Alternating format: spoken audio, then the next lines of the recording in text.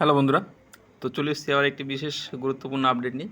তো WB, KP, SI এবং sergeant পরীক্ষা কিন্তু অলরেডি হয়ে গেছে, বেশ কয় মাস হয়ে গেল, কিন্তু পরীক্ষার রেজাল্ট কিন্তু বের হয়নি।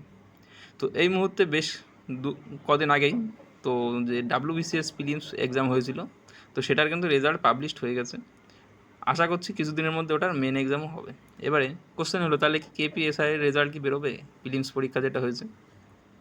তো এই কোশ্চেন সবার মনে ঘুরপাক খাচ্ছে, সাথে আবার এটাও মনে হচ্ছে যে তাহলে কাট অফ কত যেতে পারে। তো বন্ধুরা সমস্ত কিছু বলবো। তো প্রথমত যে রেজাল্ট কবে বেরোতে পারে, তো দেখো, যেহেতু ডাব্লিউবিসিএসের মতো বড় পরীক্ষার কোনো এফেক্ট পড়েনি ওবিসির কেসে, মানে ওবিসির কেস যেহেতু কোনো এফেক্ট ফেলতে পারেনি, আশা করি ডাব্লিউবিপি যে সমস্ত রিক্রুটমেন্টগুলো আছে সেখানেও ততটা এফেক্ট ফেলবে না।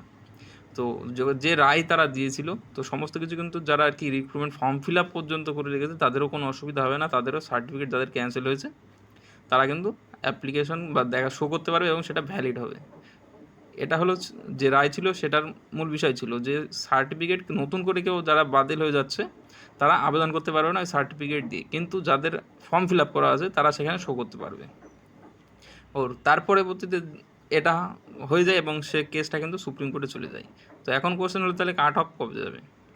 তো কাট অফ দেখো, এর আগে 2021-এ কিন্তু ইউআর ছিল 145.5, এসসি ছিল 138.5, এরকম ছিল আর কি। এসটি 100.5 এবং ওবিসি এরকম 135-এর পাশে ছিল, এবং ওবিসি বি ছিল 144। তো এটা ছিল 2021 কেপি এসআই সার্জেন্ট যে ফর্ম পরীক্ষা হয়েছিল তার যে আর কি মেরিট হয়েছিল প্রিলিমসের।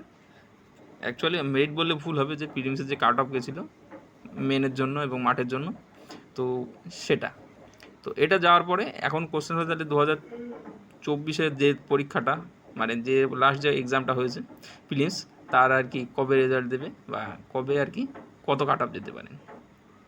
তো প্রথমত একটা কথা বলতে চাই যে এবারে কিন্তু কোশ্চেন আউট হয়ে গেছিলো পরীক্ষা যখন হয়, কেপিএসআই সার্জেন্টের যে পরীক্ষা হয়েছিল তার কিন্তু কোশ্চেন আউট হয়ে গেছিলো। তো এবারে কিন্তু তার থেকে বেশি যাবে। তো এখানে ইউআরের ক্ষেত্রে +10 হতে পারে এবং এসসিদের ক্ষেত্রে সেটা 8 থেকে 7 প্লাস হতে পারে। এসসি এসটি সেম, তবে ওবিসি বি 8 থেকে 10-এর মধ্যেই থাকবে প্লাস। ওবিসি এ ওই এসসিদের মতো যাবে আশেপাশেই। তো এমন বেশি কিন্তু হেরফের হবে না, তবে ইউআর এবং ওবিসি বিদের জন্য কিন্তু অনেকটা আর কি চ্যালেঞ্জ বেড়ে গেছে। তো নাম্বারে কিন্তু কাট অফও বেশি যাবে। সাথে কিন্তু তোমাদের আর একটা কথা, যে কাট অফের কথা বলে দিলাম, তবে রেজাল্ট কিন্তু খুব শীঘ্রই বেরোতে পারে, কেননা ডাব্লিউবিসিএসের রেজাল্ট যেহেতু দিয়েছে, তো কেপিএসআইয়ের রেজাল্টও কিন্তু খুব শীঘ্রই দিয়ে দেবে, সেটা 1.5 থেকে 2 মাসের মধ্যে তোমরা পেয়ে যাবে আশা করা যায়। তো বন্ধুরা এটাই ছিল মূল বিষয়।